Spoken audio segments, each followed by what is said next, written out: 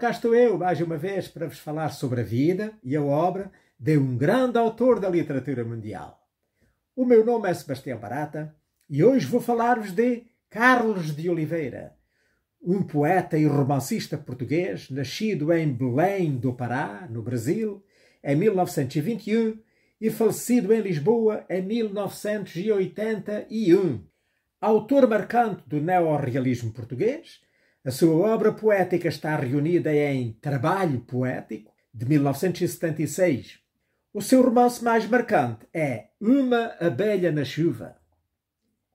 Carlos Alberto Serra de Oliveira nasceu a 10 de agosto de 1921, em Belém, no estado do Pará, no Brasil, filho de imigrantes portugueses naquele país.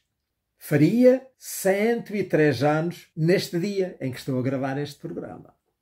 O seu pai, Dr. Américo de Oliveira, era um republicano convicto que participou na Primeira Guerra Mundial, portanto, de 1914 a 1918, onde foi gaseado na Flandres, não mais recuperando completamente a sua saúde precária. A este respeito, escreveu Carlos de Oliveira um dos seus mais dolorosamente bonitos poemas da literatura portuguesa, Look Back in Anger. Ora, contrariando um bocado o meu costume nestes programas, hoje vou começar por apresentar já um dos seus livros, que é aquele O Trabalho Poético, e ler-vos exatamente esse poema onde ele fala do seu pai. Trata-se de um poema em prosa poética, muito lindo. Podia ser a névoa habitual da noite, os charcos cintilantes, o luar trazido por um golpe de vento às trincheiras da Flandres, mas não era. Quando acordou mais tarde no hospital da retaguarda, ensinaram-no a respirar de novo.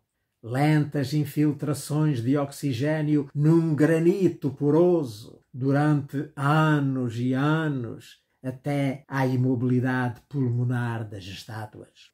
Hoje, um dos seus filhos sobe ao terraço mais obscuro da cidade em que vive e olha o passado com rancor. O sangue bate, gota a gota, na pedra hereditária dos brônquios, e ele sabe que é o mar contra os rochedos, a pulsação difícil das algas ou dos soldados mortos nessa noite da Flandres. As imagens latentes, penso eu, porque sou eu o homem na armadilha do terraço difuso. Entrego-as às palavras como se entrega um filme aos sais da prata. Quer dizer, numa pura suspensão de cristais, revelo a minha vida. E voltando então de novo ao esquema habitual, a família de Carlos de Oliveira esteve poucos anos no Brasil e em 1923, quando este tinha 2 anos de idade, regressou a Portugal. Fixou-se primeiro em Camarneira, onde vivia um dos seus avós, e 4 anos mais tarde em Febres, ambas situadas no concelho de Cantanhede. A mudança para Febres foi uma consequência da nomeação do seu pai para médico municipal naquela localidade. Estes anos de vida na região rural da Gândara, terra árida e pobre, marcaram profundamente a sua formação, a sua futura obra poética e ficcional, vindo a constituir o cenário privilegiado da sua futura produção romanesca e poética que se centra na vida campestre. Mais tarde, escreveria Carlos de Oliveira no seu livro autobiográfico O Aprendiz de Feiticeiro. Meu pai era médico da aldeia, uma aldeia pobríssima, Nossa Senhora das Febres. Lagoas pantanosas, desolação, calcário, areia. Cresci cercado pela grande pobreza dos camponeses, por uma mortalidade infantil enorme, uma emigração espantosa. Natural, portanto, tudo isso me tenha tocado. Melhor, tatuado.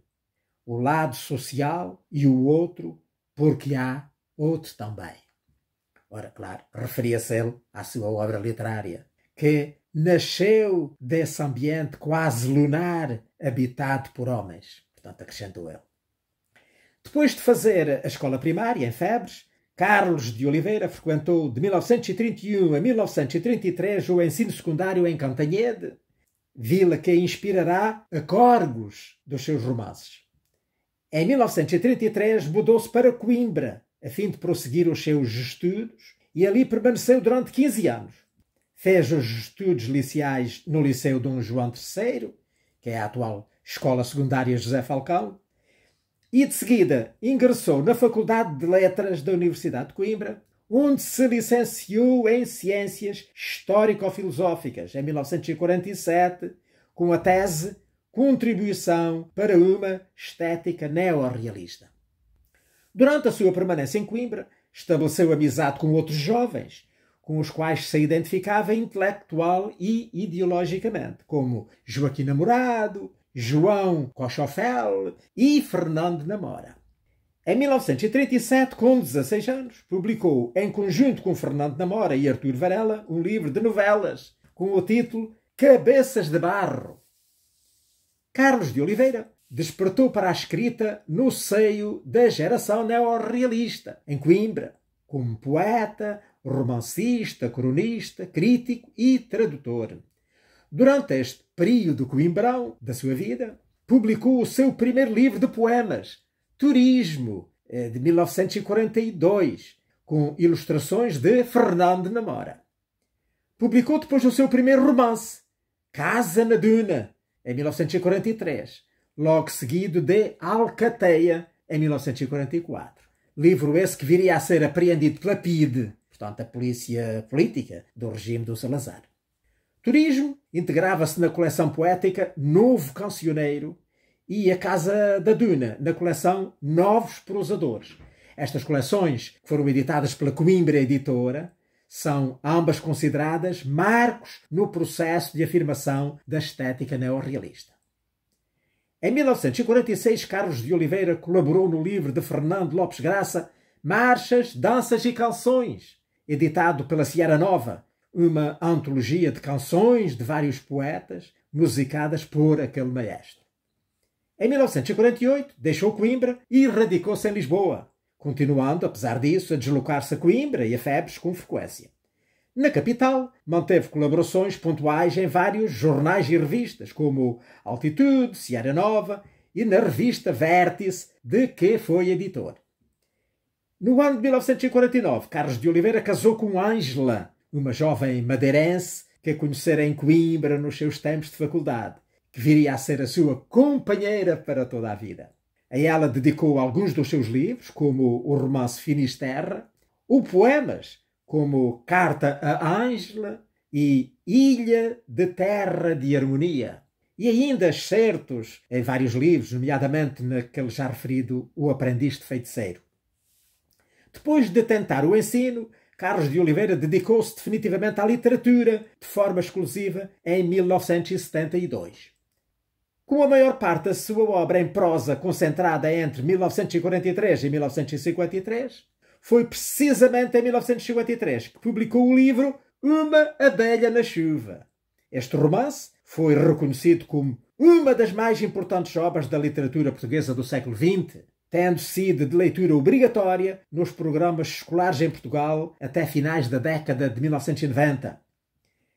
Em 1957, organizou com José Gomes Ferreira os Contos Tradicionais Portugueses, alguns deles posteriormente adaptados ao cinema por João César Monteiro. Segundo o crítico Manuel Guzmão, a poesia de Carlos de Oliveira, gerada no neorrealismo, evoluiu em conexão com as várias tendências que marcaram a poesia portuguesa desde os anos 50 até aos movimentos afirmados após os anos 60. Este crítico divide a produção poética do Carlos de Oliveira em duas fases distintas, embora caracterizadas por uma certa unidade. A primeira englobaria as obras publicadas até Terra da Harmonia, de 1950, que inclui Ave Solar, publicada em anexo com o título Post-Scriptum, e é marcada pela relação com uma tradição literária, popular e culta, clássica e moderna, numa relação pautada a nível formal pelo recurso a formas técnicas firmadas nesta tradição, embora com preferência pelo longo poema narrativo. A segunda fase da sua poesia, iniciada com o livro de poemas Cantata, de 1960, é pautada por uma procura intensificada da depuração e da concentração expressiva, afirma lá esse crítico. Tendência que se reflete no rigor de construção, no estilo mais elítico e substantivo, mais minucioso e escolha e ordenação das palavras. Os 4 livros que se seguiram, Micropaisagem, de 1968, Sobre o Lado Esquerdo, o Lado do Coração, de 1968, Entre Duas Memórias, de 1971, e Pastoral, de 1977, são considerados obras de referência na poesia portuguesa contemporânea. Alguns destes livros foram reunidos na coletânea Poesias, de 1962, mas a totalidade da obra poética de Carlos de Oliveira foi depois reunida neste que já vos mostrei, Trabalho Poético, que saiu em 1976. Primeiro em 2 volumes e num só, depois nas edições seguintes. A mais recente das quais é esta, a da Assírio e Alvi, que eu, portanto, tenho e já vos mostrei. Muitos dos traços de caracterização sobre a evolução da estética poética de Carlos de Oliveira transparecem também na sua escrita romanesca, em romances como Uma Casa na Duna, de 1943, Pequenos Burgueses, de 1948, ou Uma Abelha na Chuva, de 1953, como uma abertura relativamente a certos modelos técnico-narrativos que o neorrealismo inicial tinha preterido, como o uso do monólogo interior e a focalização interna, a individualização da personagem, sem recusar o seu caráter de tipo social, ou a intrusão do discurso do narrador. A última vez que Carlos de Oliveira regressou ao romance foi com Finisterra, de 1978, que tem como fundo, tal como a sua prosa anterior, a paisagem gandaresa. A publicação gerou alguma polémica sobre a sua catalogação como romance, devido à sua usada forma quebrada e poética, que foi considerada uma obra renovadora no romance português contemporâneo. Carlos de Oliveira morreu na sua casa em Lisboa em 1 de julho de 1981, portanto com 60 anos de idade. Em 13 de abril de 1972, estreou o filme Uma Abelha na Chuva, de Fernando Lopes, coprotagonizado por João Guedes, no papel de Álvaro Silvestre, e Laura Soveral como Maria dos Prazeres, uma adaptação, portanto, do romance homónimo, né, do Carlos de Oliveira. O Carlos de Oliveira recebeu o prémio Bordal, de 1971, na categoria de literatura, entregue pela Casa da Imprensa em 1972 pelo seu livro de poesia Entre Duas Memórias, de 1971. Foi também galardoado com o prémio Cidade de Lisboa, de 1978, atribuído pela Associação Portuguesa de Escritores, pelo seu último romance, aquele Finisterra, de 1978. Em 1990, foi agraciado a título póstumo com o grau de Grande Oficial da Ordem Militar de Santiago da Espada, na celebração do Dia de Portugal, do 10 de junho. Em 1995, foi editada pela editora Presença uma versão da coletânea Poesias, portanto a tal de 1962, acompanhada de uma gravação em CD com poemas ditos pelo ator João Grosso. Em 2012, o espólio do escritor foi doado pela sua viúva ao Museu do Neorrealismo, em Vila Franca de Xira, composto por um total de cerca de 9.000 documentos, entre produção literária do autor, a sua história pessoal, correspondência, fotografias, documentos impressos, artes plásticas, monografias e publicações periódicas. Em homenagem ao escritor, a Câmara Municipal de Cantanhede promove o Prémio Literário Carlos de Oliveira, visando estimular a criação literária, que já galardoou obras de autores de Cabo Verde, de Portugal e do Brasil. Ora bem, eu já vou falar um bocadinho sobre os cenários de Carlos de Oliveira.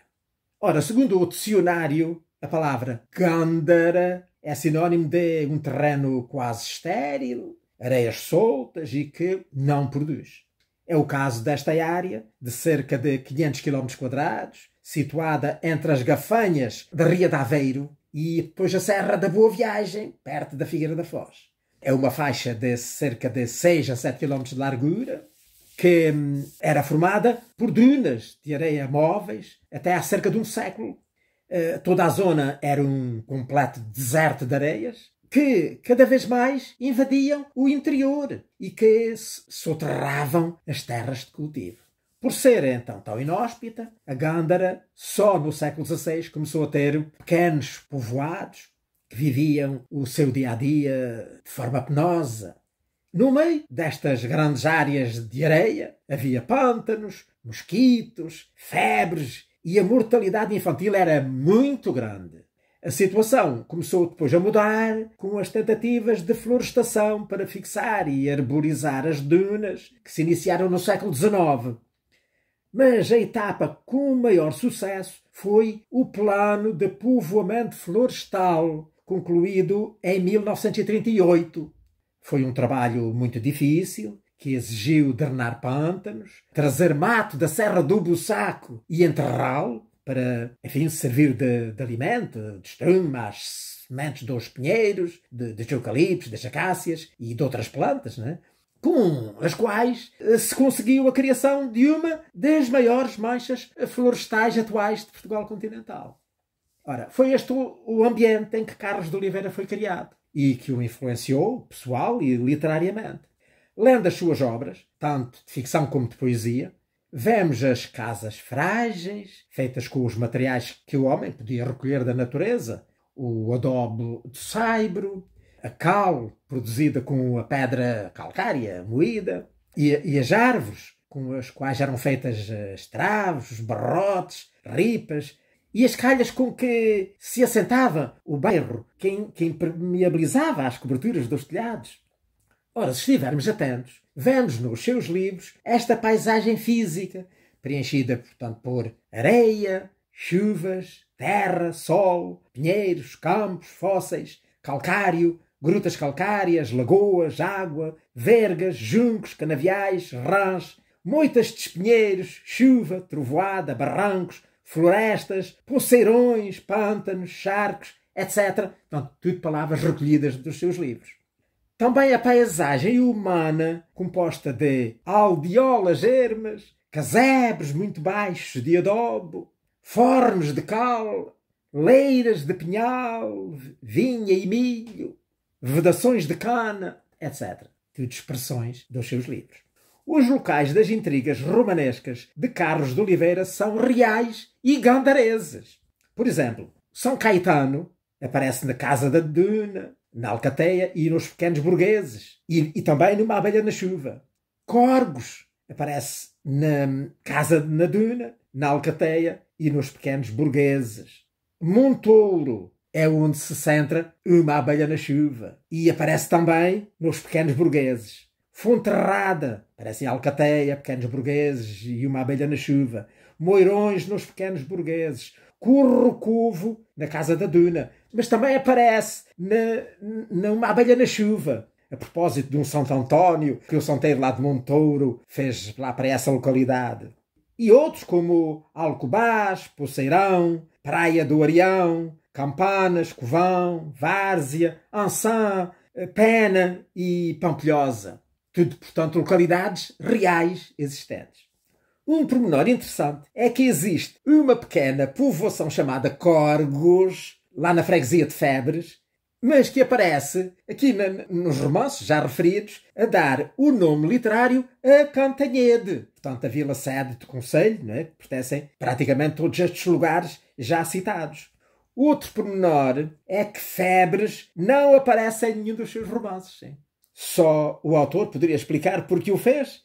Assim como porque alterou Cantanhede para Corgos e não alterou o nome das outras localidades. Pode ter sido por uma questão de descrição ou um certo pudor ao querer talvez preservar os lugares que ele mais amava, a fim da devassa dos leitores. Não sabemos. Para terminar, quero ainda referir que hoje, enfim, a pobreza, graças a Deus, já não é tão grande como era naquele tempo. mas de facto a Gândara daquela época era uma terra de desolação e de fome, como ele refere. É referido na sua obra que a população emigrava para outras regiões ou para o estrangeiro e quem não o fazia deslocava-se sazonalmente à procura de trabalho para sobreviver. Iam, por exemplo, grupos de trabalhadores para a Alzíria do Tejo fazer a colheita do arroz de onde vinham doentes e tão pobres como foram. Portanto, estes trabalhadores são referidos depois nos livros do Alves Rodol e do Soeiro Pereira Gomes, por exemplo. É por isso que a obra do Carlos de Oliveira, nomeadamente as primeiras edições de todos os seus livros, estão lá no Museu do Neorrealismo em Vila Franca de Xira, ao lado das obras daqueles escritores. E que eu já tive o grato prazer de lá ir vê-los. Já visitei o Museu do Neorrealismo e convido a quem puder ir lá. Ora bem, então agora para terminar, eu iria falar da Abelha na Chuva, que é o romance que eu li esta semana, para além daquele livro onde estão reunidos todos os seus poemas. Então este romance de Carlos de Oliveira, que foi, como já dissemos, publicado em 1953. Na esteira do neorrealismo, as personagens de Uma Abelha na Chuva surgem integradas numa teia de circunstâncias regidas pelo supremo valor do dinheiro. Então, eu queria começar já por ler aqui uma pequena passagem que está logo no início e que nos mostra já exatamente isto. O valor do dinheiro na obra do neorrealismo, nomeadamente do Carlos de Oliveira. Um dia, lá em Cantanhede, em Corgos, como aquilo chama, apareceu no escritório do diretor do jornal local, que era a comarca, um senhor, muito bem posto, mas todo cheio de lama e que se via que tinha vindo a pé de muito longe. E então, ele pediu para falar com o diretor e disse-lhe que lhe vinha entregar um documento para ele publicar integralmente na primeira página do jornal. E o documento dizia o seguinte: eu, Álvaro Rodrigues Silvestre, comerciante e lavrador do Montouro, freguesia de São Caetano, concelho de Corgos, juro por minha honra que tenho passado a vida a roubar os homens da terra e a Deus no céu, porque até quando fui mordomo da senhora do Montouro, sobrou o milho das esmolas dos festeiros que despejei nas minhas tulhas. Para alguma salvaguarda juro também que foi a instigações de Dona Maria dos Prazeres Pessoa de Alva Sancho Silvestre, minha mulher, que andei de roubo em roubo, ao balcão, nas feiras, na soldada dos trabalhadores e na legítima de meu irmão Leopoldino, de quem sou procurador, vendendo-lhe os pinheiros, sem conhecimento do próprio. E agora, aí vem ele de África, para minha vergonha, que lhe não posso dar contas fiéis. A remissão começa por esta confissão ao mundo, pelo Padre, pelo Filho, pelo Espírito Santo, seja eu perdoado e por quem mais mo puder fazer. Ora, o diretor do jornal ficou muito incomodado e tentou dissuadi-lo de publicar aquilo, mas não estava a conseguir. Mas depois aconteceu um pormenor que eu não vou contar e que ele lá acabou por safar de publicar tal anúncio. Mas continuando, a ação situa-se no Montouro, uma aldeia da Gândara, em pleno outono, desenrolando-se em torno do par, identificado, tanto logo no início, pelo Álvaro Silvestre e a Maria dos Prazeres Silvestre. Dotados de um estatuto social e económico assente no casamento por conveniência, que os une a ele, proveniente de uma família de comerciantes abastados, e a ela, descendente de uma família de fidalgos arruinados. Como poderemos ver neste texto que eu vou tentar aqui ler-vos um bocadinho. Uma característica deste romance e provavelmente das outras obras do Carlos de Oliveira, que eu nunca li, é que insere na narração palavras, expressões, reminiscências do passado, que então aqui são inseridas praticamente sem quase darmos conta. Temos de estar com uma certa atenção para lá chegarmos, porque depois podemos ter dificuldade, né, em seguir o enredo. E então, depois de estar a narrar os acontecimentos atuais, de repente começa a dizer: sangue por dinheiro. As casas de fidalgos na penúria amparavam-se a lavradores boçais e ricos, a sólidos comerciantes, retemperavam o brasão no suor da boa burguesia. E os alves não fugiam à regra. Quando soou a hora da miséria, vieram entregar a menina aos lavradores do Montouro. Um desgosto de família não ser o casamento em Alva, no palacete, que tinha capela privativa. Porém, haveria que refazer para o jantar da boda todo o mobiliário das grandes salas que a usura despira. E o velho Silvestre foi de entender que não, que nem tanto. Lá sangue de pessoas e sanches a correr nas veias dos meus netos, muita honra, mas nunca a troco da ruína. O fidalgo achou de pedra e cal na decisão e desistiu. Fez-se o casamento no Montouro. Portanto, aqui está. Um casamento de conveniência. Toda a ação do romance deriva desta relação falhada e estéril. E dos seus eques de frustração, de culpa, de desejos traídos, da pureza perdida, do medo da morte, do álcool, o apodrecimento de tudo o que a própria natureza outonal parece espelhar. Em torno gravitam outros pares, também eles rumando ao outono da sua vida. E toda esta história se passa no outono, que já é simbólico. Como, por exemplo, o Padre Abel, que é caracterizado assim como uma espécie de servidal lá da Casa Rica, e a Dona Violante, que era a senhora que ele apresentava como sua irmã, mas que, enfim, toda a gente sabia que vivia amantizado com ela. Não é? A Dona Violante adora conversar sobre as vidas alheias, ostentando uma sabedoria toda ela assente em inúmeros provérbios que conhece e que aplica de forma certeira e maligna a todas as situações. Este par costuma então passar o serão lá na casa dos Silvestres, juntamente com um outro par formado por Dona Cláudia, que era a frágil professora primária lá da terra, e o Doutor Neto, o médico da região, que, pelo contrário, era dotado de um corpanzil de gigante. Está ali escrito. Este par tem uma longa relação platónica, bastante peculiar, nunca se decidindo a casarem.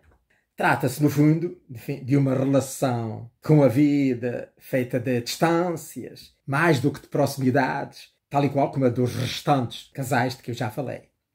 Apenas um dos pares do romance é diferente, que é a Clara e o Jacinto. Ela é filha do mestre António, que era um santeiro cego, que era muito habilidoso, que fazia estátuas de santos maravilhosas, cuja ambição maior era casar a filha com um lavrador. E ele é o cocheiro dos Silvestres. Eles encontram-se às escondidas e a Clara engravida.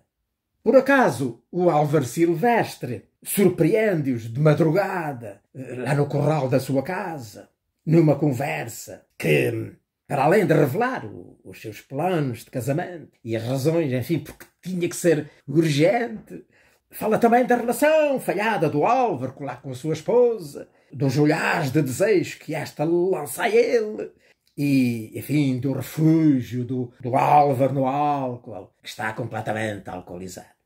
Então, à vida de vingança, o Álvaro vai acusá-los ao pai da Clara, e este desencadeia uma série de acontecimentos que vão terminar numa grande tragédia que eu não vos vou contar.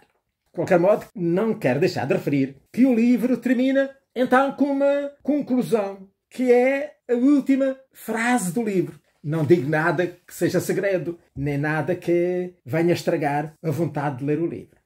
Então é as palavras do Doutor Neto, do tal médico, que também era um criador de abelhas, sobre então o desfecho desta grande tragédia. E diz-lhe então o doutor: a abelha foi apanhada na chuva, vergastadas, impulsos, fios do aguaceiro a enredá-la, golpes de vento a ferirem-lhe o vôo, deu com as asas em terra e uma bátega mais forte espezinhou-a, arrastou-a no saibro, debateu-se ainda, mas a voragem acabou por levá-la com as folhas mortas. Portanto, alguém aqui morreu como a abelha na chuva. Vem daí o nome do livro. E pronto, olha, por aqui me fico. Espero que tenham gostado desta conversa de hoje sobre Carlos de Oliveira, o grande cronista e cantor da Gândara, a terra miserável, que hoje já não é assim tão miserável, talvez graças à democracia. E se Deus me der vida e saúde, espero cá estar na próxima semana para vos falar de outro grande autor da literatura mundial. Ora, passem muito bem.